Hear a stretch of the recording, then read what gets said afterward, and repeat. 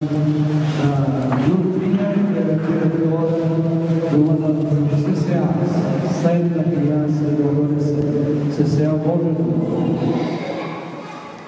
O CCA surgiu há 22 anos por necessidade por causa do alto nível de vulnerabilidade social, a falta de lazer às crianças e adolescentes da comunidade Vila Nova Jaguaré.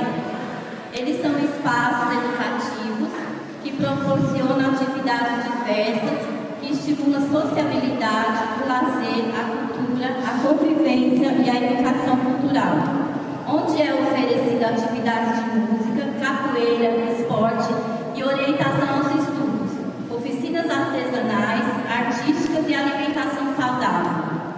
O Centro da Criança e Adolescente Bom Jesus de Santa Cruz oferece oportunidades às crianças e adolescentes para que cresçam e se desenvolvam integralmente e felizes, para que possam construir um futuro promissor.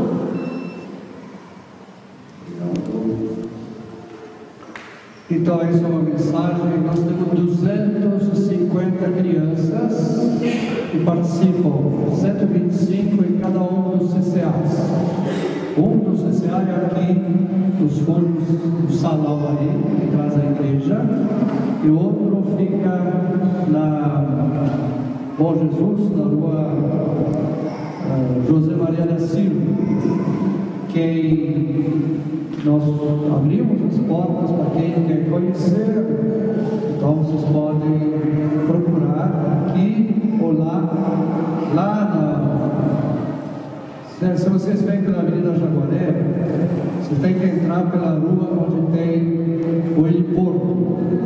No final da rua, vocês vão chegar quase na frente do prédio onde nós temos o CCA Bom Jesus.